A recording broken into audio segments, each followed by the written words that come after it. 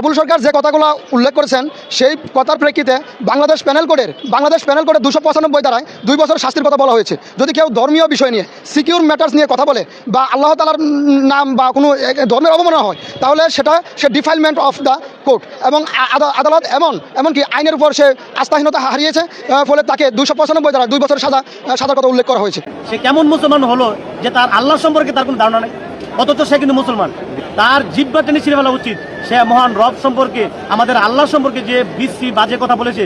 আপনি অন্য ধর্মের লোক, ঠিক আছে, আপনার ধর্ম আপনি পালন করেন, কিন্তু মুসলমান হওয়ার শর্তে আপনি আমার আল্লাহকে নিয়ে আপনি কটূক্তি করবেন, এত বড় দুঃসাহস আপনাকে কে দিয়েছে? গোষ্ঠী আল্লাহ রাসূল সাল্লাল্লাহু এবং কোরআনকে নিয়ে বিভিন্ন সময়ে কুরুচিপূর্ণ বক্তব্য রেখেছে। কিন্তু আপনি ভাউদের পক্ষ অবলম্বন করবেন। আজকে ভাই ধর্মকারণের সামনে দাঁড়িয়ে বলছি, ভাউদের উপরে কেউ আক্রমণ করে নাই।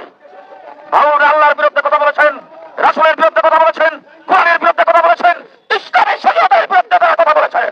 আসে বিন্দু মাত্র কটূক্তি আসে, সেটা আমরা কোনো অবস্থায় সহ্য করবো না। আল্লাহর বিরুদ্ধে কথা বলছে, সাথে সাথে ধরে জিহ্বাটা কেটে দিতেন, তাহলে সবার সাক্ষী হয়ে যেত।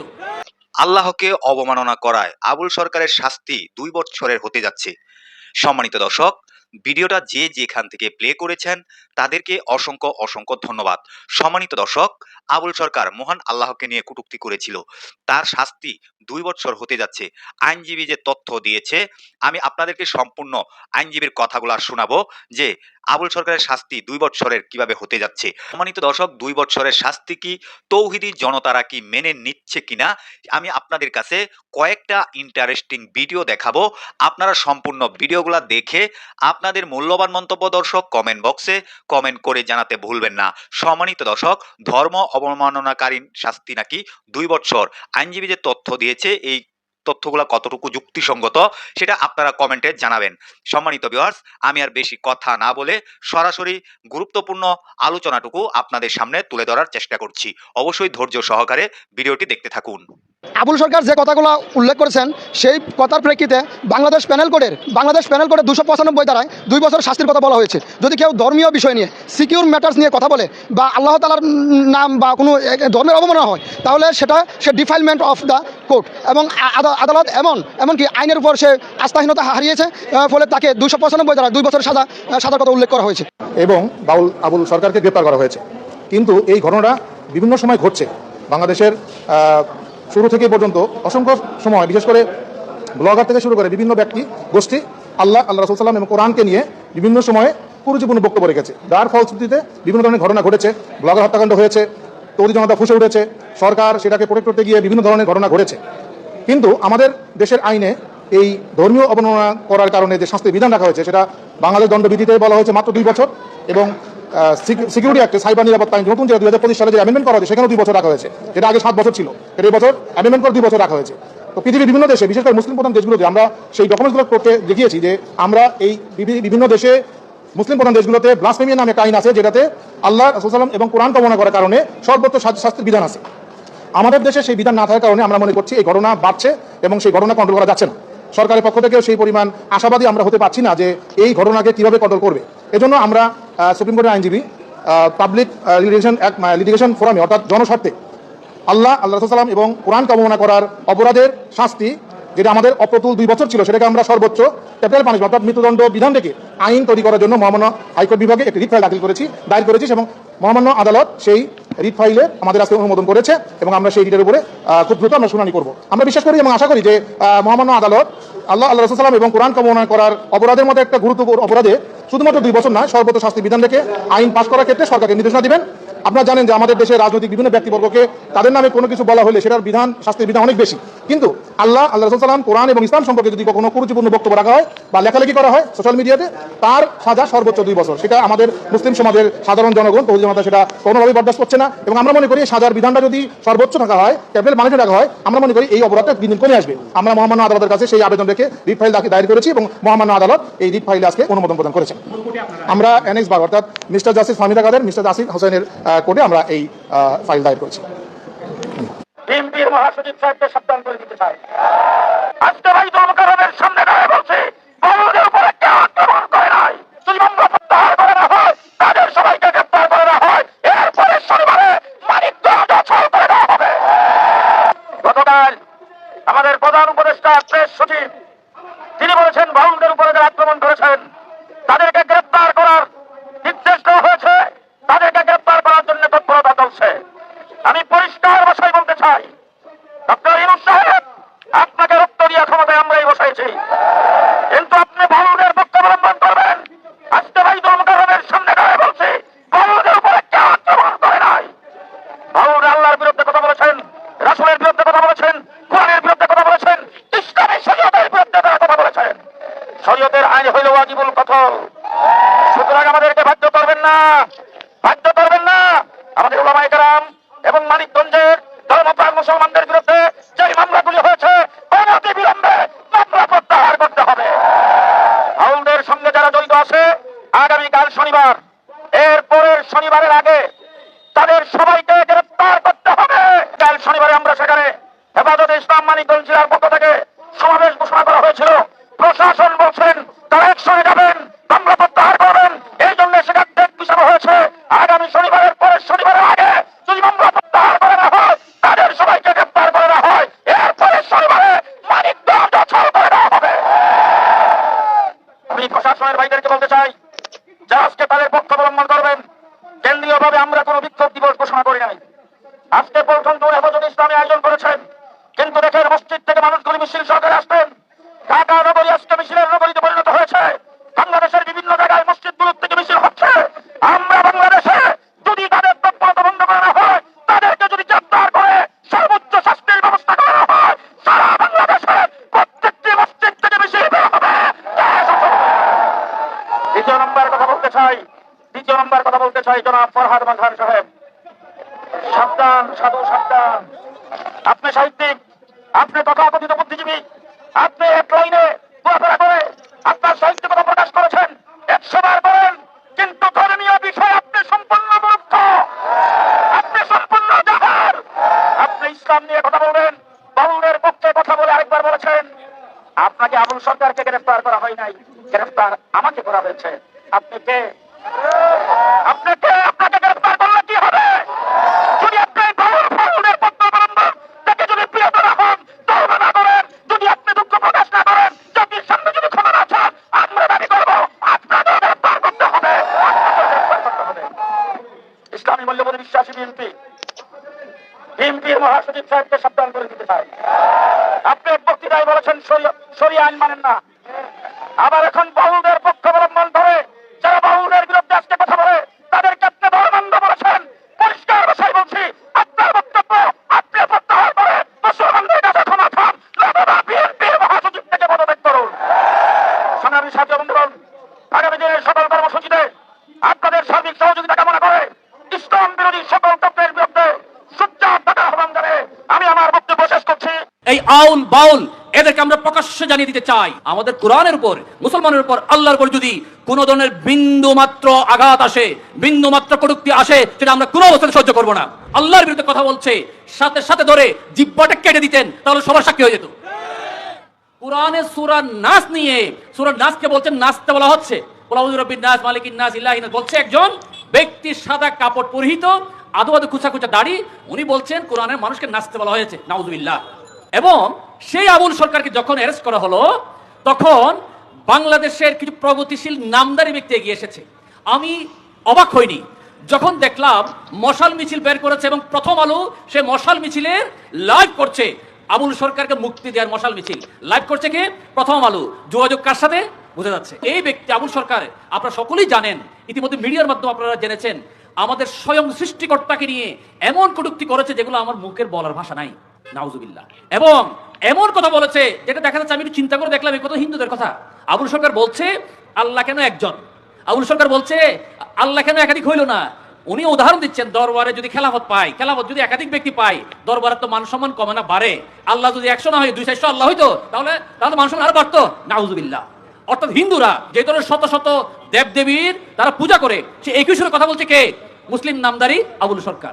এই আউল বাউল এদেরকে আমরা প্রকাশ্যে জানিয়ে দিতে চাই, বাংলাদেশের মুসলমান অসাম্প্রদায়িক দেশে বাস করি আমরা, হিন্দু ধর্ম আপনি পালন করেন, কোনো অসুবিধা নাই, খ্রিস্টান ধর্ম পালন করেন, কোনো অসুবিধা নাই, প্রয়োজন আমাদের মুসলিম ভাইয়ের তাদের উপর কোনো আঘাত আসলে আমরা তাদেরকে প্রয়োজন হেফাজত করব। কিন্তু মুসলিম হয়ে কিংবা নাস্তিক নাম ধারণ করে মুসলমানের বিরুদ্ধে, আমাদের স্বয়ং স্রষ্টাকর্তার বিরুদ্ধে, কোরআনের বিরুদ্ধে আপনি অকথ্য কথা বলে যাবেন আর আমরা চুপ করে থাকবো, এটা হতে পারে না। আমি মাননীয় প্রধানমন্ত্রী মহোদয়ের বিরুদ্ধে দৃষ্টি আকর্ষণ করছি। দেখলাম এই আউল বাউলকে কে না কারা মেরেছে, ওদেরকে ধরার জন্য কঠোর ব্যবস্থা নিয়েছে পুলিশ। আমি প্রেস সচিব শফিকুল ইসলাম ভাইয়ের দৃষ্টি আকর্ষণ করছি, আপনি এদেরকে ধরার জন্য যে ব্যবস্থা নিয়েছেন, ব্যবস্থা নিয়ে তো দরকার ছিল না। আপনি এটা তো সমূলে মূলোৎপাটন করে দিতে পারতেন। যে মুহূর্তে আপনি ইসলামের বিরুদ্ধে 92% যেখানে মুসলিম আল্লাহর বিরুদ্ধে কথা বলছে, সাথে সাথে ধরে জিহ্বাটা কেটে দিতেন, তাহলে সবার সাক্ষী হয়ে যেত, আর কেউ কথা বলার সুযোগ পাইত না। ঢাকার মধ্যে মোবাইল চোরেটা ধরা পড়ছে, পত্রিকার হেডিং করেছে, বাউল সন্দেহে তাকে মারধর করা হয়েছে। অর্থাৎ এইটা পুরোপুরি আমি মাননীয় প্রধানমন্ত্রী মহোদয়ের প্রতি বিনীত দৃষ্টি আকর্ষণ করছি, আগামী নির্বাচনকে বানচাল করার জন্য বিভিন্নভাবে শত্রুরা লেগে আছে সেখানে। এখানে এই আউল বাউল দিয়ে কিছু কথা বলাবে, প্রথম আলোর মতো এই পত্রিকাগুলো লাইভ করবে, নিউজ করবে, এই বন্দর আন্দোলন হবে, বিভিন্ন ধরনের এই নির্বাচন বানচাল করার জন্য যারা যারা আছে তারা এই আন্দোলনগুলোতে শরিক হবে। আন্দোলনগুলোর সামনের সারির চেয়ে পিছনের সারি দেখবেন সেই ব্যক্তিরা যারা দেশের শান্তি চায় না। এই আউল বাউল সরকারের বিরুদ্ধে আন্দোলনকারীদেরকে অ্যারেস্ট না করে আউল বাউল সরকারকে বলে দেন, তোমরা যদি আলাদা ধর্ম করো, আলাদা ধর্ম নাম দিয়ে আলাদা করো, আমাদের কোরআনের উপর, মুসলমানের উপর, আল্লাহর উপর যদি কোনো ধরনের বিন্দু মাত্র আঘাত আসে, বিন্দু মাত্র কটূক্তি আসে, সেটা আমরা কোনো অবস্থায় সহ্য করবো না। বাংলাদেশে এমন কোনো আইন হয় নাই আমার ধর্মের বিরুদ্ধে কথা বলবে আর আমি তার বিরুদ্ধে প্রতিবাদ করবো আর আপনি আমাকে অ্যারেস্ট করে নিয়ে যাবেন, ওই ভয় তাকে লাভ নাই। আল্লাহ রাসূলের বিরুদ্ধে যদি কথা বলে, এটা ফরহাদ মাযহার কেন, ডক্টর মোহাম্মদ ইউনূস যদি বলে, তাকেও তো ছাড় দেওয়ার সুযোগ নাই। এটা একটি মুসলিম সংখ্যাগরিষ্ঠ রাষ্ট্র, বাংলাদেশে এই ধরনের বক্তব্য, উস্কানিমূলক বক্তব্য দেওয়াটা এটা সম্পূর্ণ এটা একটা চক্রান্ত, এবং এগুলা হচ্ছে বর্তমান সময়ে আইনশৃঙ্খলা বাহিনীর অবনতির একটা অন্যতম কারণ। আইনশৃঙ্খলা বাহিনী যদি তৎপর থাকে তাহলে এই কাজগুলো হতো না। আরেকটা জিনিস হচ্ছে যে সংখ্যাগরিষ্ঠ মুসলিম দেশে এরকম বক্তব্য দিলে এটা স্বাভাবিকলি আপনার কেউই মেনে নেবে না। এই সাধারণ মুসলমান, যারা মুসলিম, যারা আল্লাহ রাসূলকে ভালোবাসে, তারা অবশ্যই এটা ঝাঁপিয়ে পড়বে। এটা খুব স্বাভাবিক বিষয়।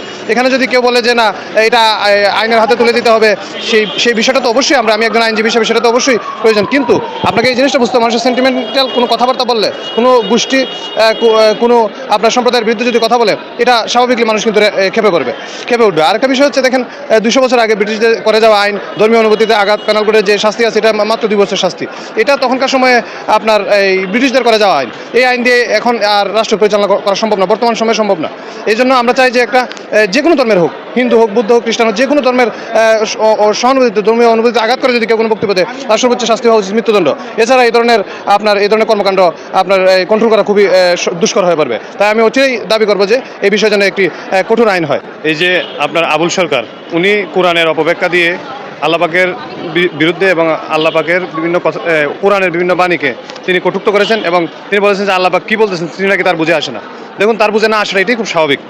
এবং আমি আরও বেশি ব্যথিত হয়েছি, এই ফরহাদ মাযহার এই বিষয়টি নিয়ে বক্তব্য দিয়েছেন যে এই আবুল সরকার নাকি ফেসিবাদ আন্দোলনের সম্মুখ সারিতে ছিল। তো ফেসিবাদ আন্দোলনের সম্মুখ সারিতে থাকলে কি তার কি অধিকার হয়ে গেল সে আল্লাহ পাক এবং আল্লাহ রাসূলের বিরুদ্ধে কথা বলতে পারবে?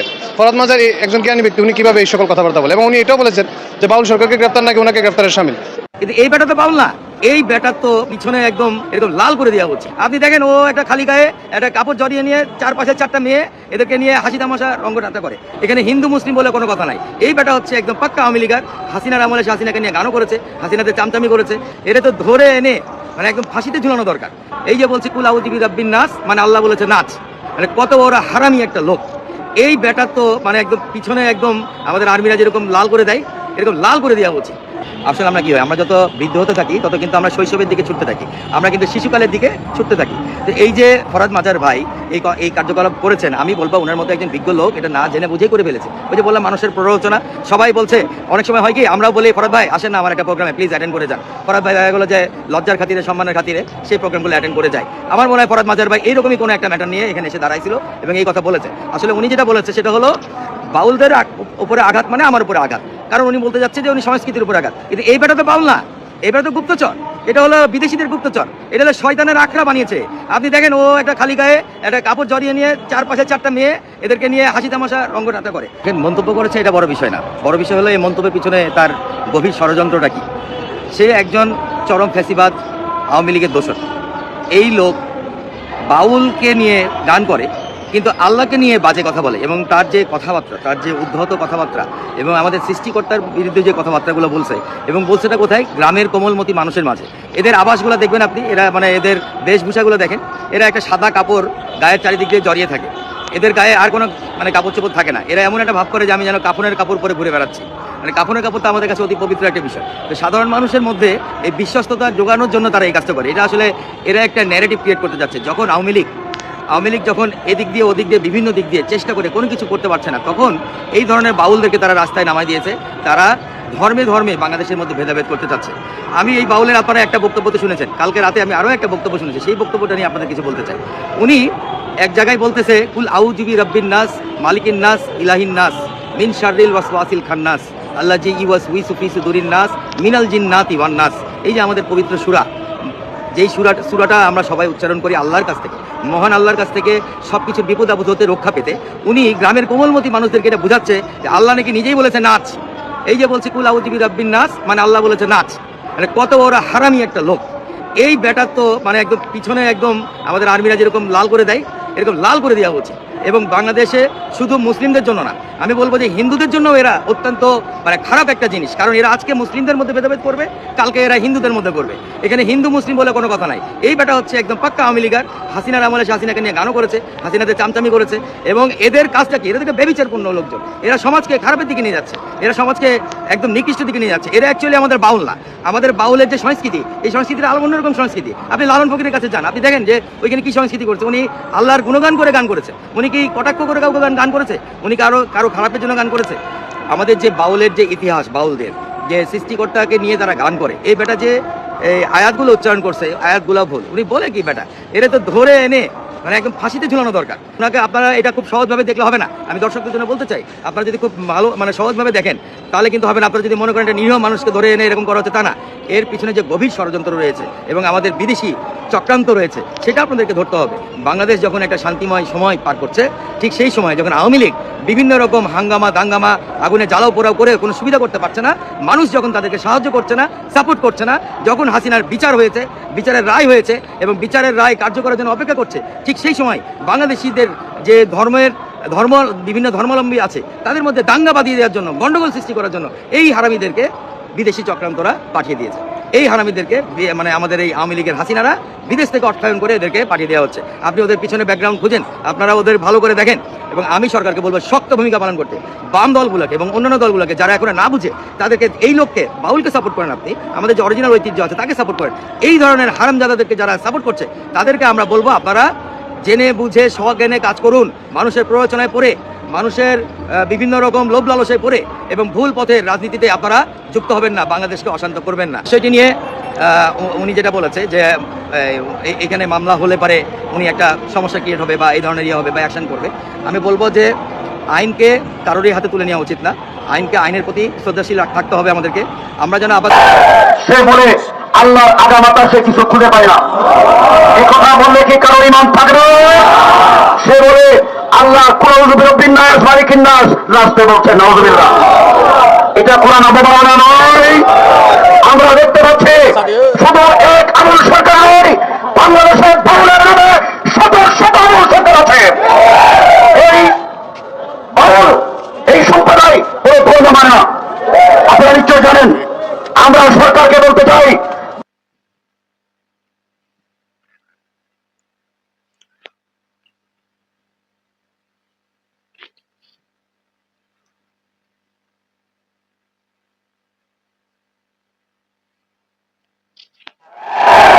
লক্ষ্য করছি বিগত আওয়ামী ফ্যাসিবাদী সরকার নাস্তিক ভক্তা বেঈমানদের আশ্রয় দিয়েছিলেন, কিন্তু বাংলাদেশের মানুষ নাস্তিকতাবাদী শক্তির আশ্রয় দেওয়ার কারণে জুতা পিটা করে তাদেরকে বিদায় করেছে। ডক্টর ইউনূস সাহেব, আপনি এই দেশের তৌহিদি জনতার আহ্বান খোঁজেন, মনে রাখতে হবে বাউলদের পক্ষাবলম্বন করে আপনি ইমান হারা হয়ে গেছেন। আল্লাহ পাক পবিত্র কোরআনে স্পষ্ট ঘোষণা করেছেন, সূরা নিসার 140 নম্বর আয়াত, ওয়াকাদ নাযালা আলাইকুম ফিল কিতাবি আন ইযা সামি'তুম ইউকফারু বিহা ওয়া ইস্তাহজাউ বিহা ফালা তাকুমু মাআহুম। আল্লাহ স্পষ্ট করেছেন, যারা আল্লাহর কোরআনের বিরুদ্ধে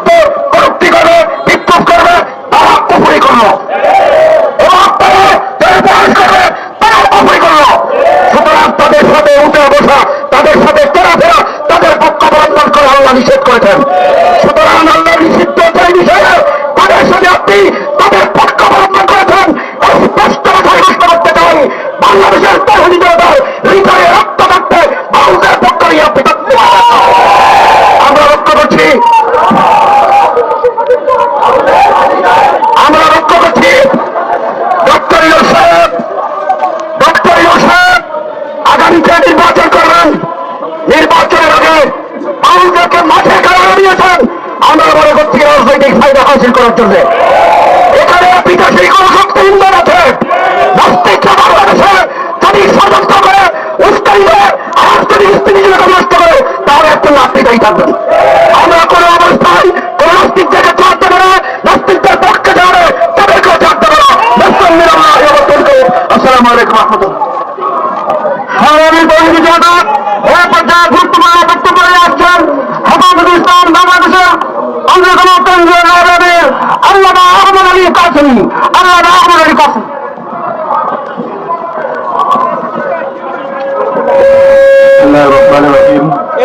সম্মানিত সভাপতি, উপস্থিত হেফাজতুল ইসলামের কেন্দ্রীয় মহানগর নেতৃবৃন্দ, আমরা ভাবছিলাম যে আবুল সরকারের বক্তব্যের প্রতিবাদে আজকে এই বিক্ষোভ সমাবেশ হবে, কিন্তু আমরা দেখলাম যে বাংলাদেশে আবুলের সংখ্যা অনেক। আবুলের বক্তব্যের মাধ্যমে যারা আবুলের পক্ষ অবলম্বন করে বিবৃতি দিয়েছে, তারা আগামী জাতীয় সংসদ নির্বাচন করে দেশের ক্ষমতায় যেতে চায়। আমরা তাদেরকে স্মরণ করে দিতে চাই যে গত 7 বছর জোর জবরদস্তি করে জনগণের মন্দিরের বাহিরে যারা ক্ষমতা ছিল, এক সময় তারাও ক্ষমতায় টিকে থাকতে পারে নাই। তোমরা আবুল সরকার আমার আল্লাহর বিরুদ্ধে জঘন্য বক্তব্য রেখেছে, সেই বক্তব্যের সমর্থনে তোমরা বাক স্বাধীনতার নামে তাদের পক্ষে অথচ তুমি নিজেকে মুসলমান দাবি করো। মনে রাখতে হবে, বাক স্বাধীনতার সীমা থাকতে হবে। মুখে যা ইচ্ছা তা বলার নাম বাক স্বাধীনতা নয়। মুখে যা ইচ্ছা তা বলবে আর সেটাকে বাক স্বাধীনতার নামে চালিয়ে দেবে, তৌহিদি জনতা এটাকে সহ্য করবে না। হেফাজতে ইসলাম আজকে বাইতুল মোকাররমের শুনে আপনারা জানেন আগামীকাল মানিকগঞ্জে বিরাট সমাবেশ হবে। সেখানে আছে আমরা যদি এই সমস্ত আবুল সরকাররা কাণ্ড হয়, তাদের যদি বিচার না করা হয়, তাদের বৃহৎ আন্দোলন গড়ে তোলার জন্য হেফাজতে ইসলাম বাধ্য হবে। বাউল শিল্পী এবং ইসলামের যে হুজুর মাদ্রাসা ছাত্রদেরকে কিন্তু আলাদা করে বাংলাদেশে যে উত্তেজনাকর পরিস্থিতি বিরাজ করছে, এতে মনে হচ্ছে যেন দুইটা গ্রুপ ভাগ হয়ে গেছে এবং বাংলাদেশে এটি কিন্তু বর্তমানে টপ অফ দ্য কান্ট্রি, যে বাউল শিল্পীদেরকে মেরে, মানে হুজুররা বা ইসলামীপন্থীরা মেরে প্রাণ বাঁচাতে পুকুরে জাপ দিয়েছে। এখন আমার বক্তব্য স্পষ্ট যে বাউল শিল্পী বলেন কিংবা আধুনিক শিল্পী বলেন, পল্লীগীতি শিল্পী বলেন, যার যার আলাদা সেক্টর আছে এবং বাংলাদেশের প্রত্যেকটি মানুষের প্রফেশন আছে। যেমন আমি আইনজীবী, একজন সাংবাদিক, একজন ইঞ্জিনিয়ার, একজন ডাক্তার এবং বাউল শিল্পী, সবাই প্রফেশন করে খাবে, এটি স্বাভাবিক।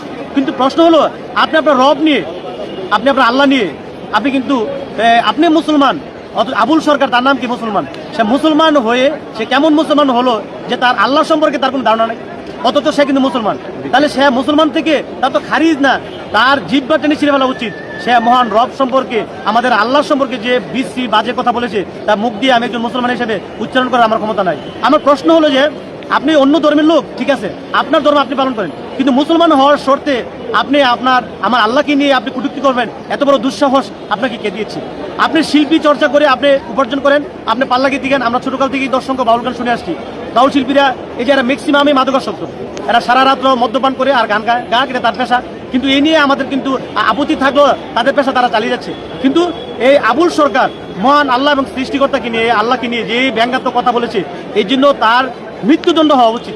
কারণ বাংলাদেশ কিন্তু একটি মুসলিম কান্ট্রি, আর সাংবিধানিকভাবে ঘোষণা না হইলেও 80% না 90% মুসলমান কিন্তু আমাদের দেশে, ধরেন 85% মুসলমান বাংলাদেশে। 85% মুসলমানের দেশে সে আবুল সরকার মুসলমান হয়ে এই কথা বলার অধিকার কি রাখে? তার আর কত জগৎ আছে? এই দেশ বেহায়াপনা, অশ্লীলতা, মাদকাসক্তি এবং ঘুষ, দুর্নীতি, সুদে ভরে যাচ্ছে। এগুলি নিয়ে কথা বলুক। একটা দেশকে ভালো রাখতে হলে আপনাকে আইনের শাসন এবং আপনার ধর্মের প্রতি অনুশাসন হতে হবে। প্রত্যেকটি ধর্মে কিন্তু শান্তির কথা বলে, কোনো ধর্মেই অশান্তির কোনো সুযোগ নেই। তাহলে এই আবুল সরকার মুসলমান, আর মুসলমান হওয়ার পরে সে আল্লাহ বিরোধী এমন বক্তব্য দিয়েছে যে মুসলমানদের কলেজে আঘাত লেগেছে। এতে করে কিন্তু তার আবার ভক্ত আছে, আবুল সরকারের অসংখ্য ভক্ত আছে যারা প্রতিদিনই মদ্যপান করে, মাদক সেবন করে। তারা কিন্তু আসলে মুসলমান হয়েও তারা ধর্মহারা, তারা হতভাগ্য, তারা বঞ্চিত। তারা আবার কি আবুল সরকারের পক্ষ নিয়েছে? অপরাধীর শাস্তি হবে। সে অপরাধ করেছে, তার শাস্তি হবে। এই বাংলাদেশ 80% মানুষ কিন্তু মুসলিম। হয়তো হয়তো বিভিন্ন এজেন্টের কারণে, বিভিন্ন ইসলামকে ভাগ করার কারণে মুসলমানরা আমরা সেই ইউনিটি রাখতে পারি না। কিন্তু তার মানে এই না যে সে মুসলমানদের অনুভূতিতে আঘাত দিয়ে মহান আল্লাহকে নিয়ে কটূক্তি করে, কোরআনের বিরুদ্ধে কথা বলে, রাসূলের বিরুদ্ধে কথা বলে তাকে আমরা ছেড়ে দেবো। বরঞ্চ তার বিরুদ্ধে মামলা চলবে, প্রয়োজনে আমি আরেকটা মামলা করবো। সম্মানিত দর্শক, এই যে ভিডিওগুলো দেখেছেন, তাদের কথাগুলো শুনেছেন, আইনজীবীর কথাগুলো শুনেছেন এবং তৌহিদি জনতাদের কথাগুলো শুনেছেন, কথাগুলো আপনাদের কাছে কতটুকু ভালো লেগেছে অবশ্যই কমেন্ট বক্সে কমেন্ট করে জানাতে ভুলবেন না।